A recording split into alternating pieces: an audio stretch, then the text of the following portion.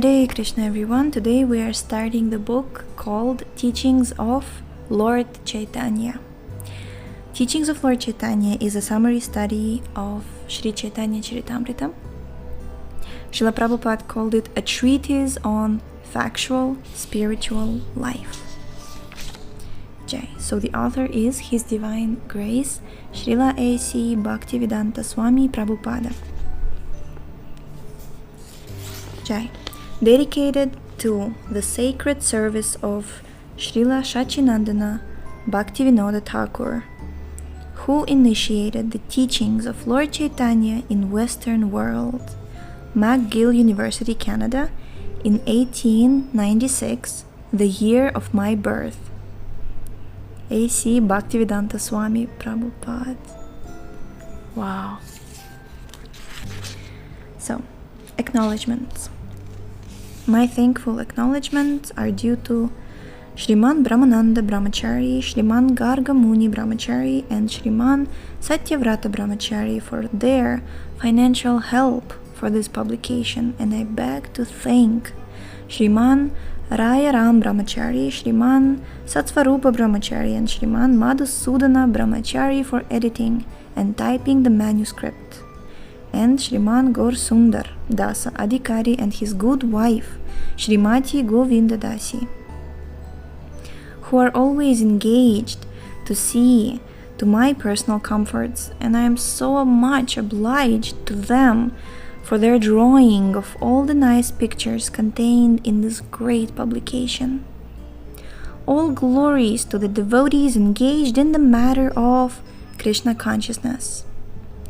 I am sure that Lord Sri Chaitanya Mahaprabhu will bestow his causeless mercy upon everyone who is engaged in pushing on the cause of Kṛṣṇa consciousness. Haribol. Preface. There is no difference between the teachings of Lord Chaitanya presented here and the teachings of Lord Kṛṣṇa in the Bhagavad Gita. The teachings of Lord Chaitanya are practical demonstrations of Lord Kṛṣṇa's teachings. Lord Kṛṣṇa's ultimate instruction in the Bhagavad Gita is that everyone should surrender unto him, Lord Kṛṣṇa. Kṛṣṇa promises to take immediate charge of such a surrendered soul. The Lord, the Supreme Personality of Godhead, is already in charge of the maintenance of this creation by virtue of his plenary expansion, Kshiradakashaya Vishnu. But this maintenance is not direct. However, when the Lord says that he takes charge of his pure devotee, he actually takes direct charge. A pure devotee is a soul who is forever surrendered to the Lord, just as a child is surrendered to his parents or an animal to his master. In the surrendering process, one should, number one, accept things favorable for discharging devotional service.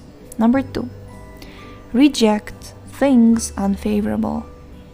Number three, firmly believe that the Lord will always protect his devotee.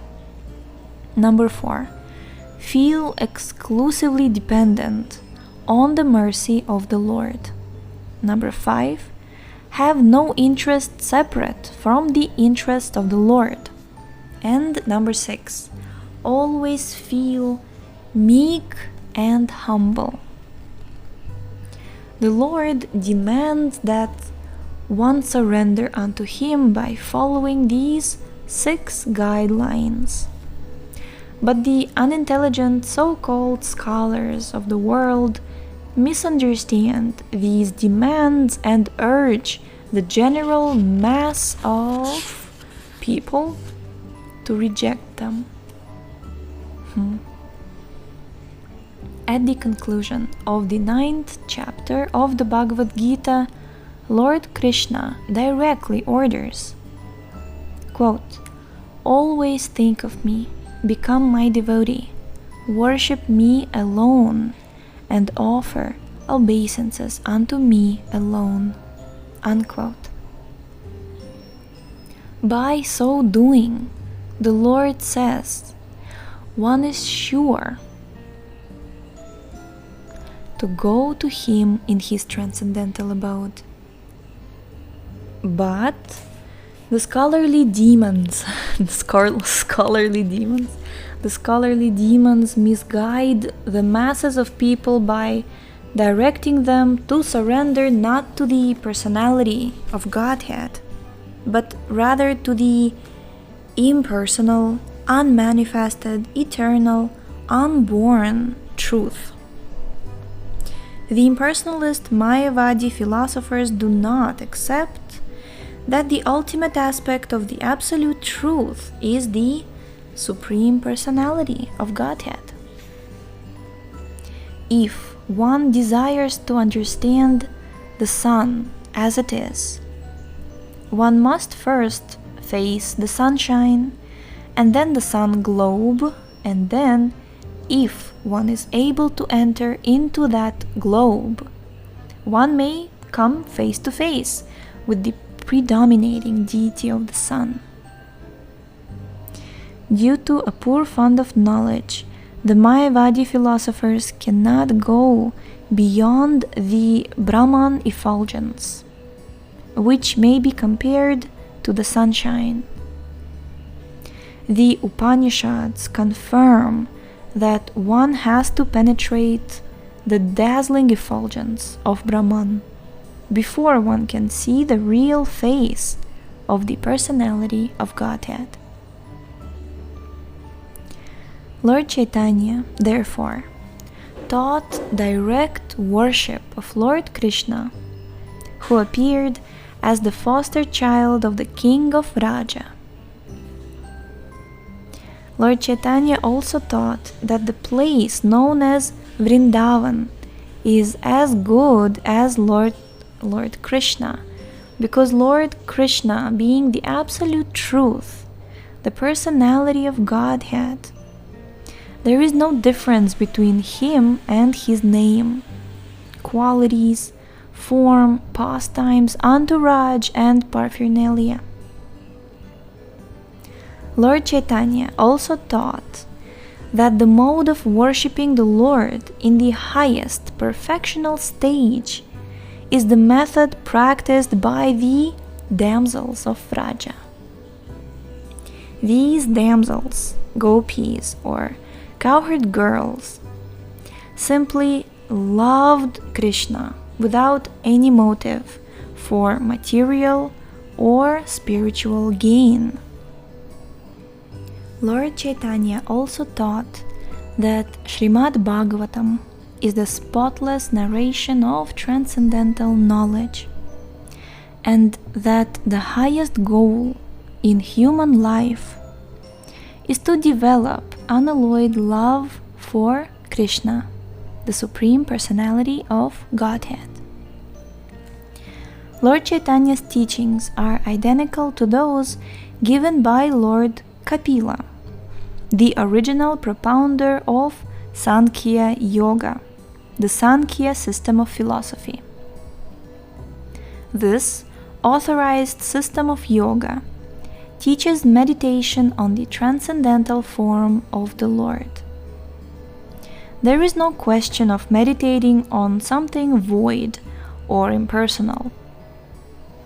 When one can meditate on the transcendental form of Lord Vishnu, even without practicing involved sitting postures in a secluded place, such meditation is called perfect samadhi. That this kind of meditation is perfect samadhi is confirmed at the end of the 6th chapter of the Bhagavad Gita, where Lord Kṛṣṇa says that of all yogis, the greatest is one who constantly thinks of the Lord within the core of his heart, with love and devotion.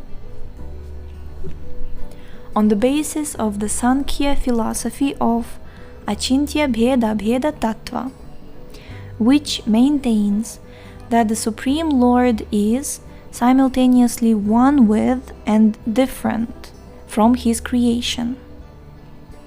Lord Chaitanya taught that the most practical way for the mass of people to practice Sankhya Yoga meditation is simply to chant the holy name of the Lord.